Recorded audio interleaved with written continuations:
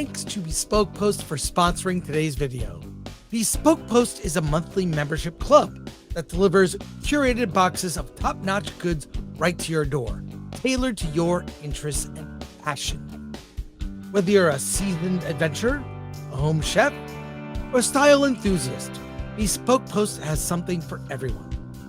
It's completely free to join, and your membership gets you access to stellar discounts across a variety of products. We're talking 30% off or more sometimes. Plus, with each purchase you make, you're supporting small businesses. 90% of everything that Bespoke Post sells comes from small, up-and-coming brands. Bespoke Post makes it so easy to discover new products and elevate your everyday life. To get started, take the quiz to personalize your subscription, and they'll handpick the perfect box for you every month. It's like having your own personal shopper, but way cooler. The best part is you only pay for what you need. Each month you'll get a box assigned to you, and before it's shipped, you'll get a preview of what comes inside to decide if you'd like to keep it, swap it for a different box, or skip the month entirely at no charge. It's here. I got it. The Antipasti box has an acacia wood board with 3 handy cheese knives, one for soft cheese, one for firm cheese, and one for hard cheese. We've also got some delicious Coro Food salami and Blake Hill onion jam to go with it. Perfect for a tasty and classy cheese board. The Nomad box has lightweight packing cubes with durable ripstop nylon and mesh with snag-free zippers. Designed by Nomadic, these cubes help you maximize suitcase space with a zippered compression system. Available in large, medium, and a special shoe cube that fits up to size 12 shoes. Get 20% off your first monthly shipment. Click the link in the description and enter FD20 at checkout, or go to bespokepost.com/FD20.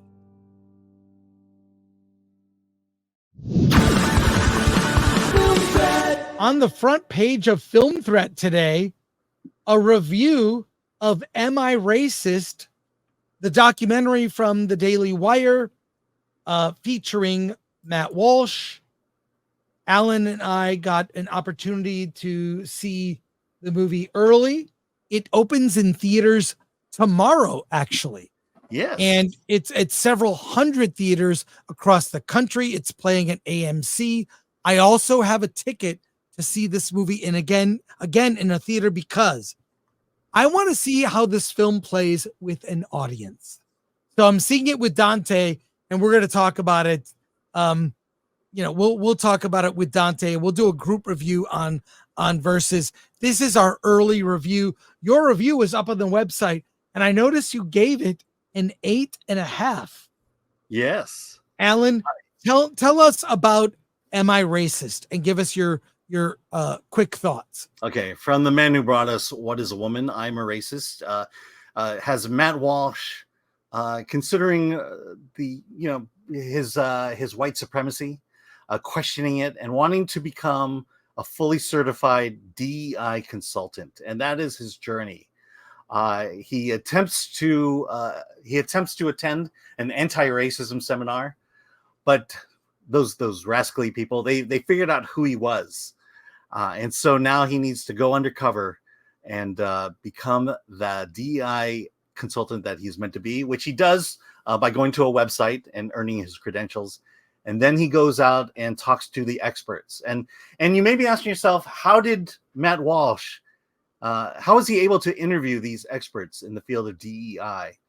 And let's just say that the Daily Wire must have a lot of money, because he spent a lot of money to get these interviews. And I think, if anything, what this movie does, it shows just how much of a grift DEI consultancy is. Look, if racism was solved, there'd be a huge vacuum in the economy for DEI, and Walsh exposes that. He does it in the same manner he did with Am I a Woman? He kind of goes with the Borat style of interviewing. You said, Am I a Woman? It's What is a Woman? What is a woman? Thank you, Chris.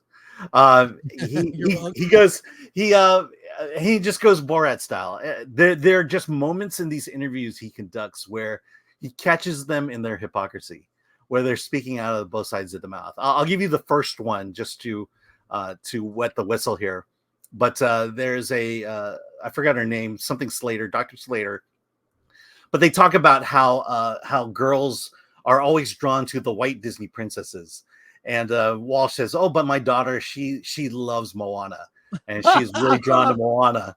And she goes, "Well, good, you're teaching your daughter right." And then he goes, "In fact, my daughter wants to dress as Moana. Should she, out of cultural appropriation?" And the expert says, "No, don't let her do that." It's okay. Just the tip of the iceberg of what happens in this thing. The best way to talk about some of these topics is also using humor. Yeah. He has a very dry wit. Yeah. I mean, Matt Walsh could do comedy. Like he's on the level of like a Stephen Wright, deadpan, never smiles. He's oh my God. The fact that he gets away with this and just mocks people on the left, I find hilarious. I mean, I'm just going to say that I'm not going to tell you when it happens, but there's a reparations bit that has to be seen. That's all I'll say. That's all I'll say. That's why I bought a ticket to see it in the theater again, even though I've seen it. I want to see how an audience laughs, because there are some really uncomfortable moments. If you've seen clips online, he dresses up as a waiter during this race to dinner.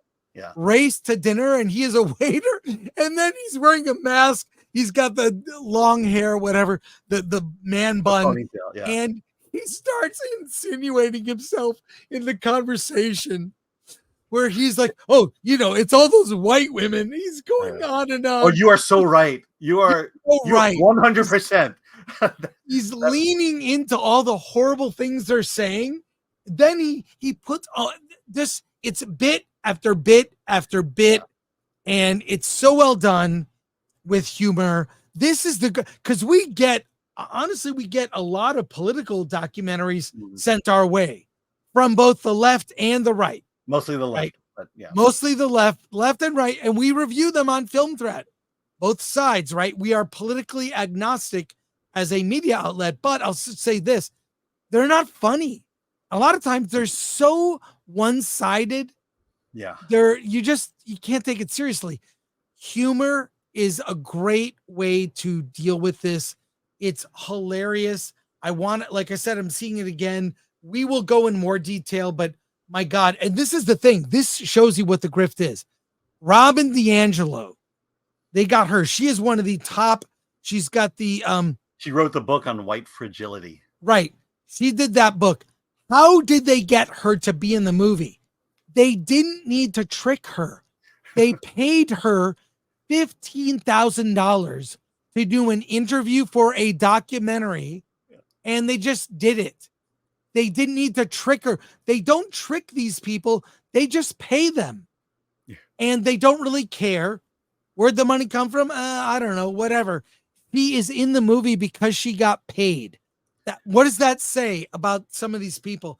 And that part is in the trailer where she's like, "What's your name?" And he goes, "My name's Matt." And she goes, "Okay, hi, Matt. You can never be too safe." Yes, you never be too safe.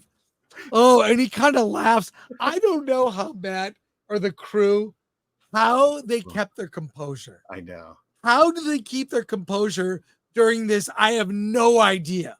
But we will go in a more detailed review. We're keeping it light here. All I can say is grab a friend. We need comedy now, especially these, just how things are so politicized. I'm just, yeah. By the way, the image you're showing here, this is the part where Matt reenacts the Jussie Smollett beating. Oh my God. It's okay. We'll talk about one bit. It's a series of interviews and bits, right? Yeah. And he doesn't go into too much detail. I feel like the doc could have showed statistics and gotten really, really in depth. They didn't do that. He reenacts the Jussie Smollett assault, alleged assault. but it's played completely straight. It's dead serious. He takes the Jussie Smollett like description The and interview. Yeah.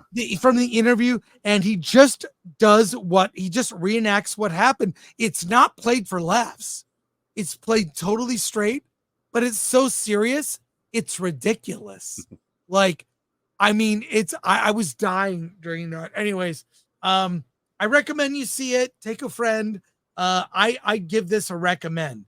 Strong recommend. Yeah. And this is now, here's the deal.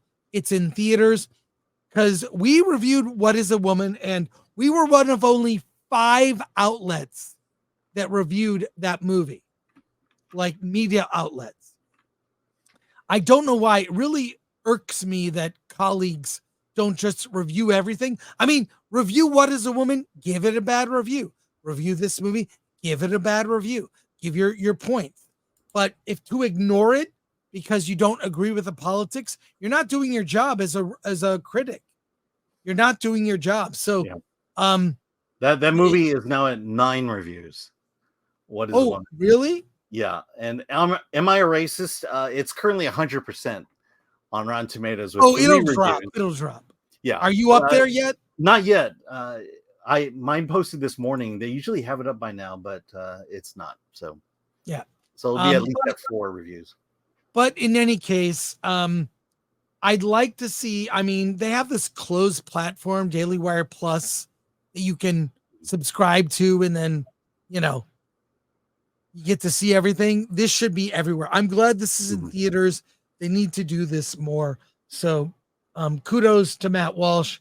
We don't have to agree on everything, but he makes difficult topics funny. And I appreciate him for that.